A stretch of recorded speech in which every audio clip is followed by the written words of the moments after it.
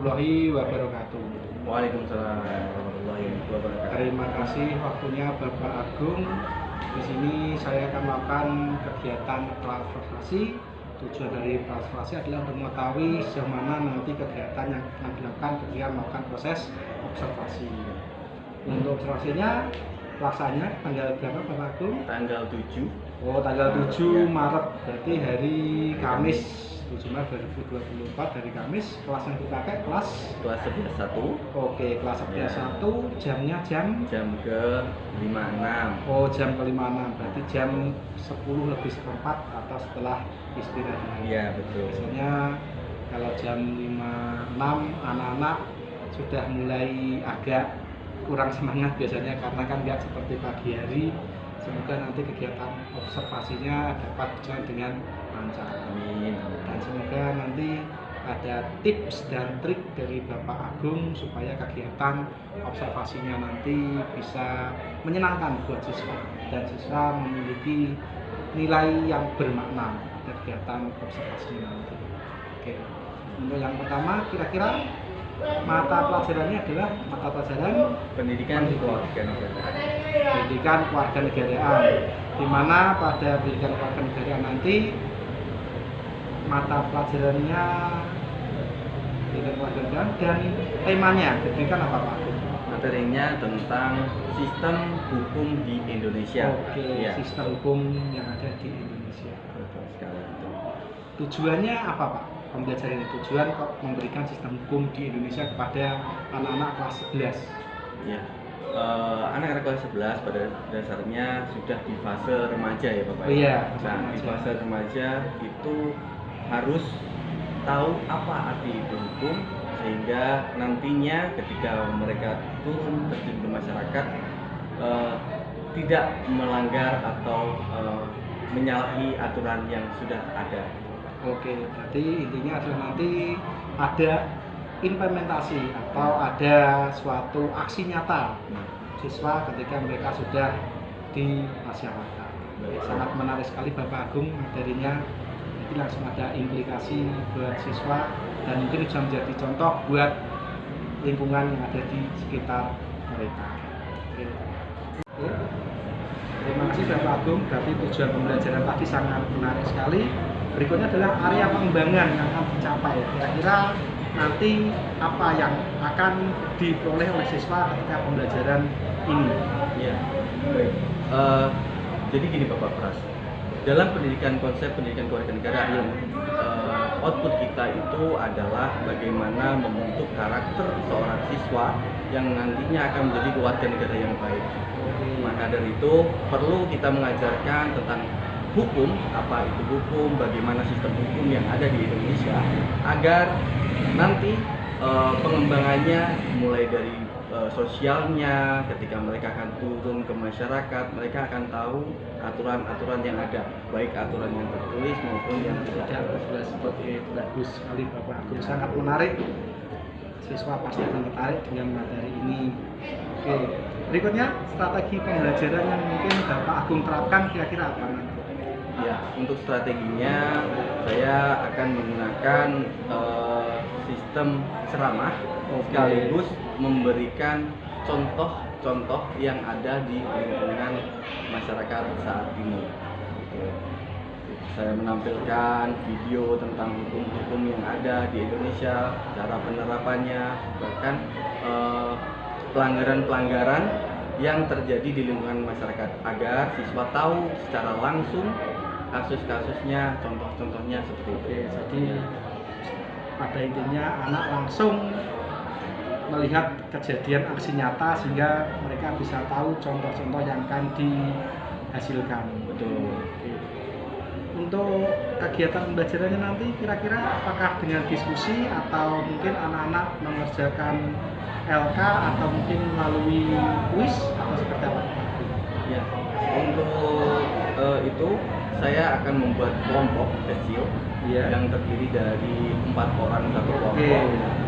Saya akan memberikan tugas mereka untuk mengkaji mana yang merupakan hukum tertulis dan tidak tertulis. Setelah itu mencari contoh hukum yang tertulis dan tidak tertulis, dan sekaligus memberikan mereka pengalaman secara langsung untuk mencari sumber-sumber hukum, bahkan kasus-kasus pelanggaran-pelanggaran yang ada di lingkungan mereka seperti itu.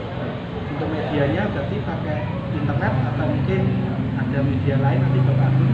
Ya, untuk medianya saya akan menggunakan proyektor sebagai media pembelajarannya. Terus kita akan memanfaatkan internet Bapak, karena dari internet, dari satu genggaman HP kita bisa mengakses seluruh dunia. Oke. Nanti anak-anak memiliki banyak sekali Referensi. cakrawala dan referensi ketika kegiatan pembelajaran. Mungkin untuk kegiatan pembelajaran ini Bapak Agung memberikan seperti speaking atau langsung pembelajaran ini? Ya, tentunya akan memberikan speaking Bapak, karena di jam ke-5-6 otomatis mereka sudah habis istirahat, mereka full dengan makannya, otomatis akan memberi dampak yang terkadang tuh siswa itu akan malas karena udah kenyang tuh. Oke, Nah, ya. itu perlu stimulus bagaimana kita memberikan pemantik agar mereka lebih fokus dan semangat lagi untuk belajar pendidikan kewarganegaraan ini. Terima kasih Bapak Agung, semoga besok kegiatan observasinya dapat berjalan dengan lancar dan memiliki manfaat langsung pada siswa. Oke, terima kasih Bapak Agung atas waktunya. Lebihnya mohon maaf. Selamat siang Bapak Agung. Assalamualaikum warahmatullahi wabarakatuh. Sama-sama Bapak.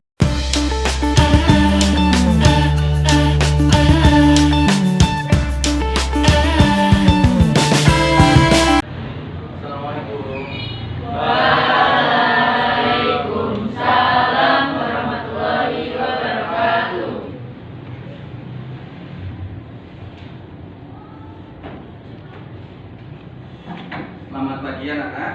Pagi. Ya, hari ini kita akan belajar tentang pendidikan kewarganegaraan, tentang sistem hukum dan peradilan di Indonesia. Sebelum kita lanjut ke pelajaran, hendaknya coba dilihat dulu samping kanan dan samping kiri kalian apakah ada sampah yang masih berserakan. Kalau ada, silakan diambil terlebih dahulu dan silakan dibuang ke tempat yang semestinya. Masih ada, aman? Nggak ada Pak Aman. Oke. Selanjutnya, silakan persiapkan buku mata pelajaran yang akan kita pelajari hari ini. Sembari Bapak akan absen terlebih dahulu kehadiran kalian. Oke, akan saya mulai ya untuk absensinya ya. Amelia, Saya Pak. Arum, Saya Pak. Arfi, Eva, Sakit. Wisnu. Saya. Oke, baik. Oh iya, sudah ya, berarti ada yang sakit dan ada yang izin ya. Oke. Setelah kalian sudah mempersiapkan, mari kita berdoa bersama-sama sebelum kita mulai pelajaran. Semoga pembelajaran kita hari ini dapat bermanfaat buat kita semua. Dan tentunya tak lupa kita doakan teman-teman kita yang sakit semoga segera diberikan kesehatan. Amin. Berdoa menurut kepercayaan dan keyakinan masing-masing dimulai. Untuk mengawali pelajaran kita hari ini, agar kalian lebih semangat, Bapak punya yang namanya jargon. Jadi kalian ketika Bapak bilang selamat pagi, kalian tinggal bunyi pagi. Semajos luar biasa, tetap semangat gitu. Bisa? Bisa. Coba ya. Selamat pagi. Pagi. Semajos luar biasa, tetap semangat. Oke ya, tepuk tangan buat kalian. Ya, untuk mengawali materi kita hari ini, kita akan berbicara tentang hukum di Indonesia. Kira-kira ada yang tahu nggak apa itu hukum? Ada yang tahu? Peraturan yang dibuat negara oleh negara untuk warga. Oke, bagus sekali. Ada yang lain?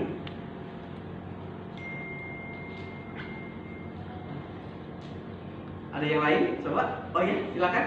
Hukum adalah peraturan atau adat yang ada di suatu wilayah Iya, betul sekali. untuk mengatur dan menjaga masyarakat agar sesuai dengan norma. Iya, betul sekali. Coba kalian bayangkan, kalian pikirkan sejenak, kalau tidak ada sebuah hukum, apa yang akan terjadi di negara kita? Coba kalian bayangkan. Kacau. Kacau, betul. Masyarakat bertindak semena-mena. Bertindak semena-mena, betul. Tidak teratur. Apa? Tidak teratur. Tidak teratur, iya.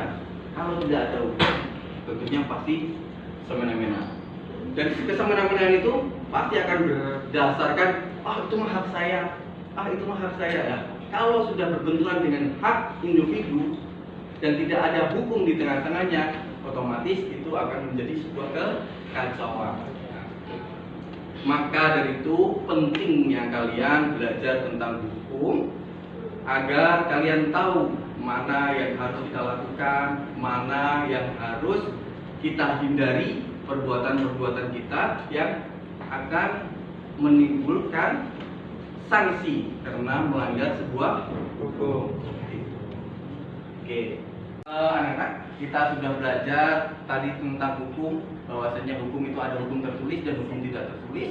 Hukum tertulis itu seperti aturan-aturan yang sudah ditentukan dan ada di undang-undang dan sudah jelas memiliki sanksi-sanksinya. Hukum yang tidak tertulis berupa hukum adat.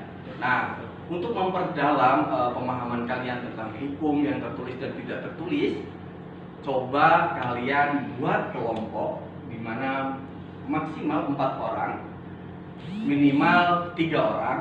Jadi kalian mencari mana yang termasuk hukum tertulis dan hukum yang tidak tertulis.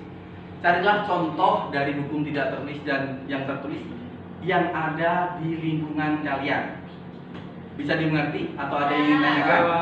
Oke, baik. Kalau begitu silakan langsung saja membentuk kelompok yang sudah kita sepakati bersama tadi. Lalu kalian diskusikan bersama-sama. Ada kebingungan nggak tentang? Belum ada ya, masih aman ya. Oke, semangat. Ini udah dapat banyak ya. Iya ya. Ya, silakan lanjut ya. Sudah dapat. Ya. Ya, pokoknya intinya carilah hukum yang tidak tertulis atau yang biasa disebut hukum adat di lingkungan kalian. Contohnya seperti apa? Atau bahkan mungkin dari pengalaman kalian yang sudah pernah kalian alami. Mungkin, Pak, kemarin saya kena sanksi adat gitu kan. Banyak kan cerita. Ini udah dapet ya, ini udah bagus. Oke, silakan.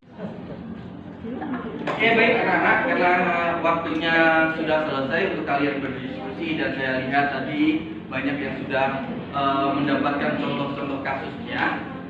Bapak punya sedikit gamenya yang kemarin kita udah coba lakukan. Mungkin kalian masih ingat nggak?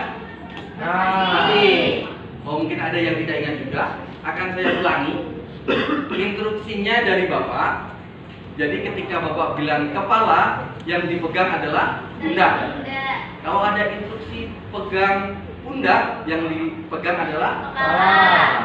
Nah, satu lagi, ketika Bapak bilang kuping, tepuk tangan 1 kali ya. Tujuan dari game ini adalah agar kalian kembali fokus ke sumber suara, menguji konsentrasi kalian di siang hari ini. Bisa dimengerti? Kita coba ya, coba 1 kali. Nanti kalau banyak ada yang salah atau melakukan tidak konsentrasi, bukan salah ya, tidak konsentrasi. Nah, itu yang akan mewakili kelompoknya untuk mempresentasikan temuan-temuan yang sudah didiskusikan tadi. Bisa dimengerti ya? Oke, baik. Kita uji coba dulu. Jadi kalau uji coba salah nggak masalah. Oke. Konsentrasi. Konsentrasi. Kepala. Kepala. Kepala. Pundak. Kepala. Pundak. Kuping. Wah, oke, udah bagus konsentrasi. Konsentrasi. Kita mulai permainannya. Kepala. Kepala. Kepala. Kepala. Kepala. Kepala. Telinga. Telinga. Telinga. Telinga. Telinga. Telinga. Telinga. Pundak. Lah, ada yang pegang pundak dulu baru. Oke, satu ya. Yuk, satu lagi. Tolong bantu saya. Teman-teman, karena tadi saya mungkin kurang konsentrasi, makanya saya akan mewakili kelompok saya, yakni kelompok 2, untuk mempresentasikan hasil kelompok kami tadi, yakni tentang hukum tertulis dan tidak tertulis. Mungkin akan saya jelaskan sedikit, yakni hukum tertulis adalah hukum dari negara untuk warga, dan hukum tidak tertulis adalah hukum atau kesepakatan warga untuk kembali ke warga. Jadi contoh hukum tertulis seperti pelanggaran-pelanggaran, kayak contohnya mungkin yang sering kita temui kayak pelanggaran di jalan raya, kayak pelanggaran tidak mengenakan helm atau lain sebagainya. Itu contoh hukum tertulis, yakni masuk ke hukum apa Pak? Kalau undang-undang. Ya, masuk ke hukum undang-undang lalu lintas. Untuk contoh hukum yang tidak tertulis, yakni hukum adat.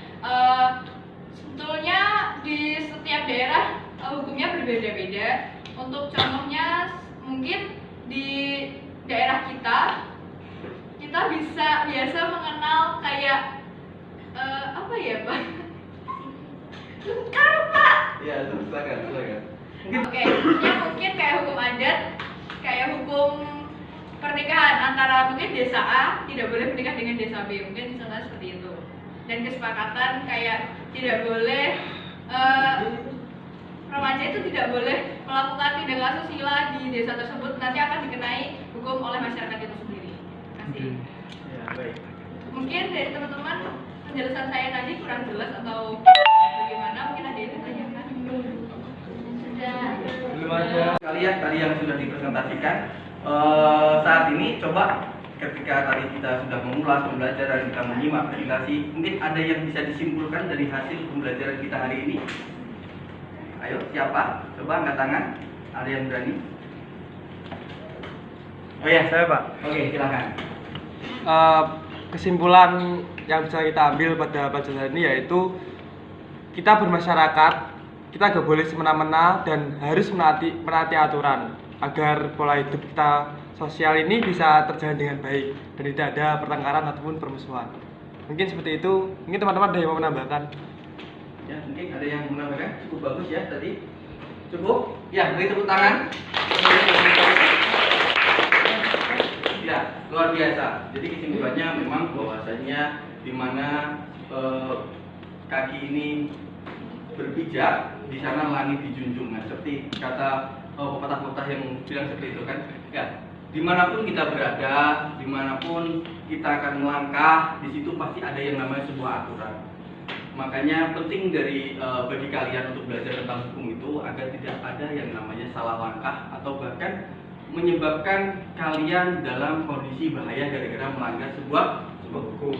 Maka dari itu pada pelajaran hari ini saya rasa cukup untuk menstimulus kalian agar kalian lebih paham lagi tentang yang namanya hukum. Seperti itu. Ya, terima kasih dari saya. Itulah mohon maaf apabila ada salah kata atau mungkin yang menyinggung kalian. Saya ucapkan mohon maaf yang sebesar-besarnya. Untuk mengakhiri pelajaran kita hari ini, kita berdoa terlebih dahulu sebelum kalian pulang sampai ke rumah. Tentunya tak lupa salam buat keluarga dan orang tua yang ada di rumah dari saya tentunya. Terus hati-hati di jalan, semoga kalian selamat sampai tujuan. Sebelum mengakhiri, mari kita berdoa menurut kepercayaan dan keyakinan masing-masing. Berdoa dimulai. Berdoa selesai. Wassalamualaikum warahmatullahi wabarakatuh. Waalaikumsalam warahmatullahi wabarakatuh.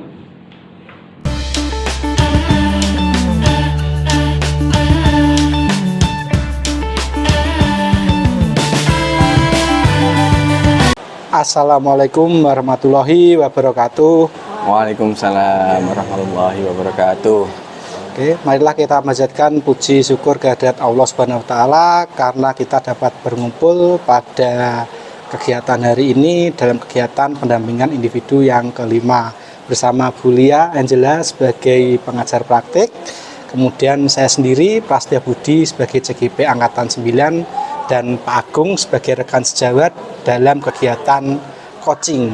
Nah, untuk kegiatan kali ini untuk pembelajaran materi yang akan disampaikan oleh Pak Agung adalah materi pembelajaran PPKN dengan subtema tentang hukum yang ada di negara Indonesia.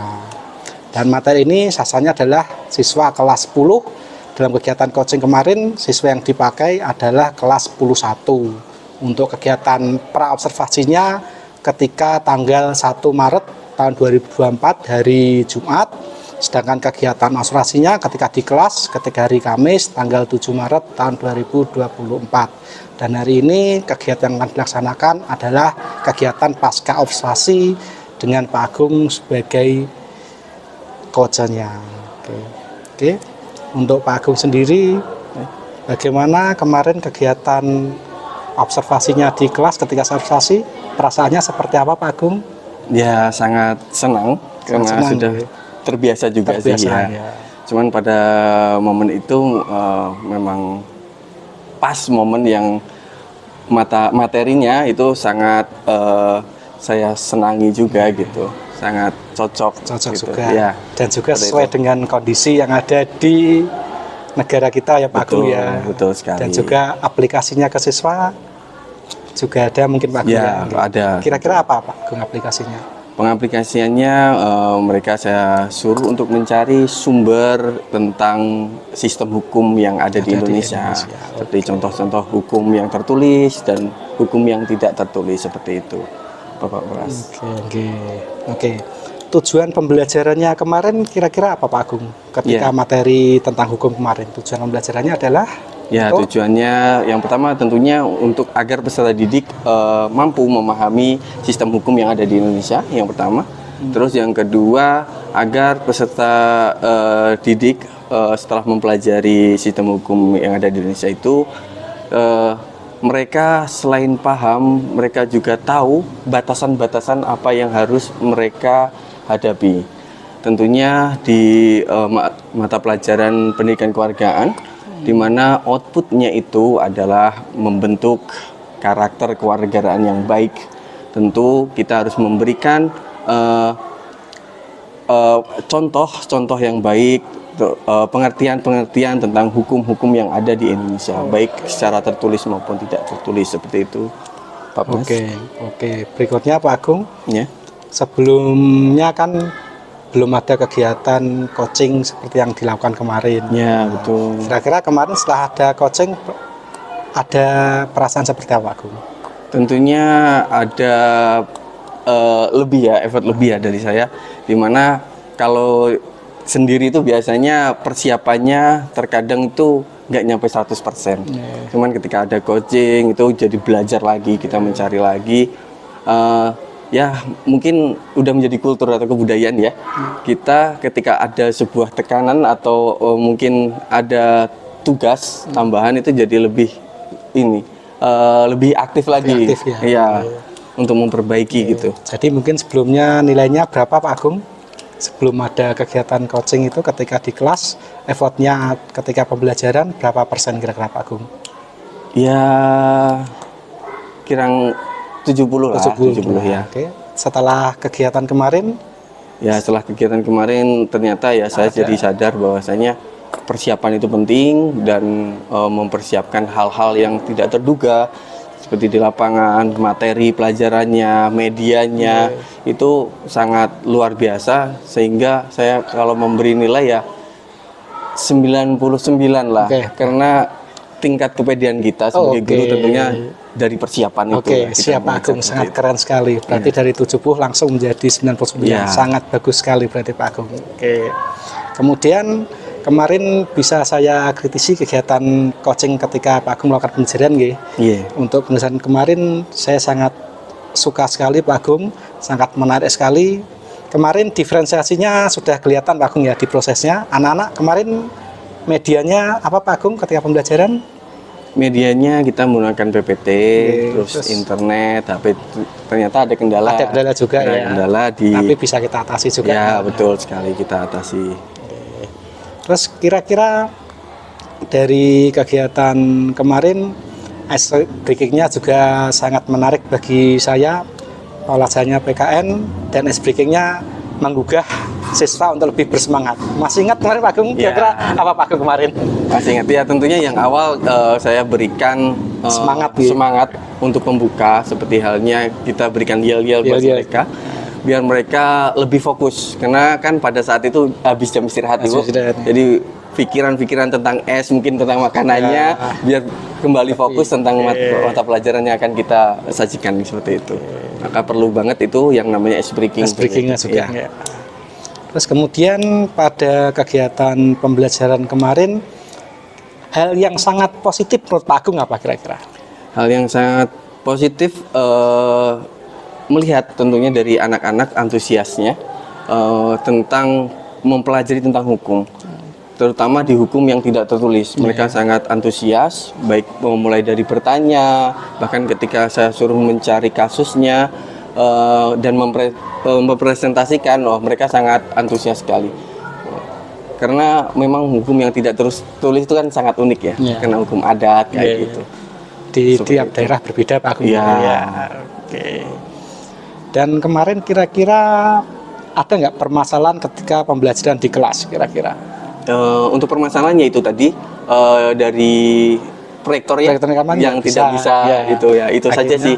Tapi akhirnya kita Solusinya kan media. ya kita menggunakan media internet, yaitu kan HP. Dari HP kan kita dapat mengakses seluruh dunia ya. Dari situlah kita memanfaatkan, dan alhamdulillah untuk peserta didik saat ini gitu, mereka sudah melek yang namanya teknologi, dan itu sangat membantu dalam proses pembelajaran seperti itu, Pak. Terus kemarin selain HP, anak-anak kan juga pakai media lain ya, kemarin saya lihat kemarin. Selain HP pakai buku juga kemarin ya. Ya, betul. Terus dari HP pun kemarin ada yang tidak melulu pakai YouTube ya, kemarin saya lihat. Ada Ya. yang pakai blog ya kemarin. Ya, Yang pakai betul. blog, terus ada yang pakai seperti PPT Ya. dari media yang lain. Betul, Oke, Bapak. Berarti sudah terlihat diferensiasi prosesnya ketika proses pembelajaran. Ya. Oke. Sebelumnya Pak Agung pernah melakukan proses pembelajaran diferensi belum, atau ketika di kelas sebelum ada observasi kemarin? Sebelumnya sempat pernah, cuman untuk pemahaman tentang diferensiasi yang lebih jauhnya masih belum. Masih belum. Setelah itu kan baru sedikit-sedikit. Sedikit-sedikit Ya. Tetap ada proses Pak Agung. Ya, ya? betul, betul. Oke, berikutnya untuk kemarin, untuk kegiatan diskusinya seperti apa kemarin? Apakah ada kendala atau tidak? Alhamdulillah lancar kemarin, Pak. Lancar ya. Lancar sekali diskusinya, tidak ada kendala. Peserta didik pun juga antusias sekali. Terus kita juga dalam mempersiapkan media pembelajaran sudah maksimal ya, saya anggap maksimal, karena kita sudah menggunakan berbagai media, baik elektronik maupun non elektronik ya. Seperti contohnya ya, kita memberikan contoh secara seperti bercerita seperti itu, kayak gitu. Selain itu juga memberikan fasilitas ke peserta didik untuk mencari sumber lain dari website ataupun media-media sosial yang ada. Yang terpercaya mesti Pak Agung. Ya, tentunya yang Oke. terpercaya. Terus berikutnya, untuk kegiatan kemarin, kira-kira ada nggak yang perlu kita perbaiki?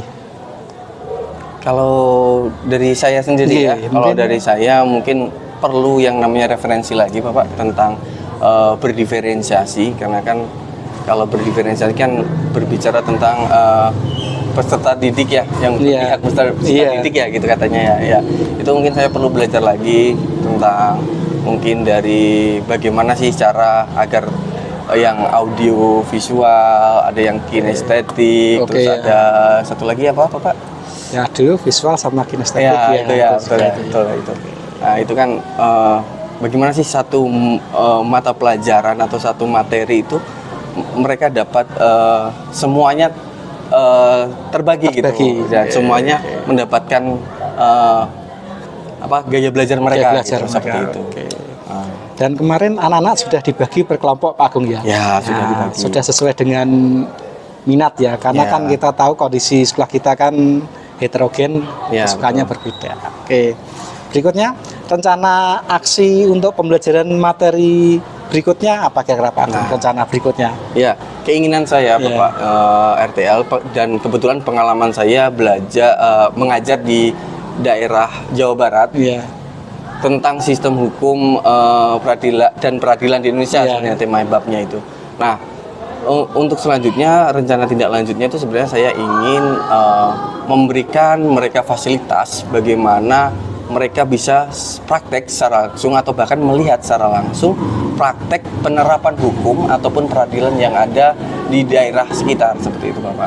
Ya contohnya saya ingin mengajak waktu pelajaran saya mengajak ke peradilan untuk melihat langsung ke objek langsung. Iya seperti itu. Itu akan memberikan pengalaman bagi mereka gitu.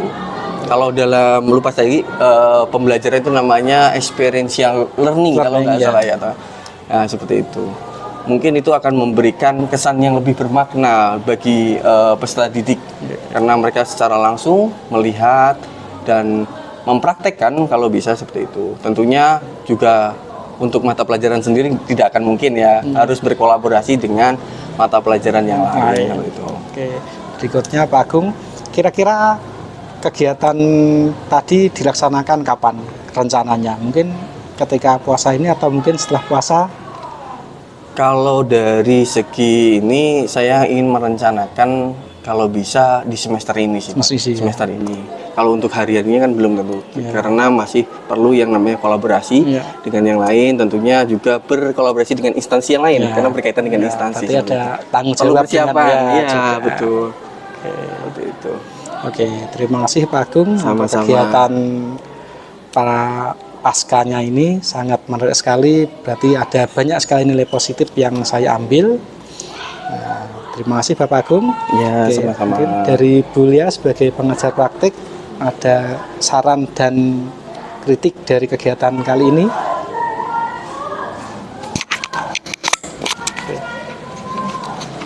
Alhamdulillah kita sudah melaksanakan coaching ya, supervisi akademik, Pak Agung sebagai coach dan Pak Pras sebagai coach.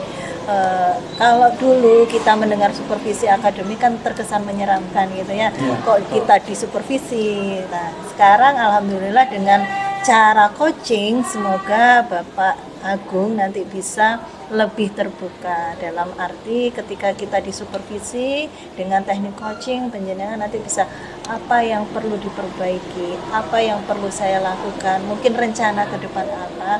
Alhamdulillah Pak Pras sudah menerapkan pertanyaan asertif, jadi pertanyaan terbuka yang memancing Pak Agung bisa menggali potensinya. Alhamdulillah Pak Pras juga sudah menjadi pendengar yang baik, pendengar yang aktif dalam artian mendengarkan, kemudian memberi pertanyaan yang memancing Pak Agung untuk bisa merencanakan tindak lanjut yang lebih baik.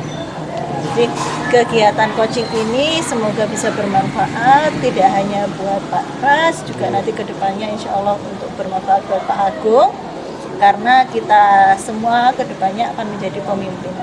Nah, salah satu tugas pemimpin adalah melakukan supervisi akademik, tapi dengan cara yang bermakna melalui coaching. Semoga sukses, lancar semua. Terima kasih. Saya kembalikan ke Pak Pras. Oke, terima kasih Bu Lia atas saran yang diberikan. Oke. Demikian kegiatan pasca observasi pada siang hari ini. Terima kasih pada Bu Lia Angela sebagai pengajar praktik dan Pak Agung sebagai coach. Oke, untuk kegiatan kali ini kita tutup. Selamat siang. Assalamualaikum warahmatullahi wabarakatuh. Waalaikumsalam warahmatullahi wabarakatuh.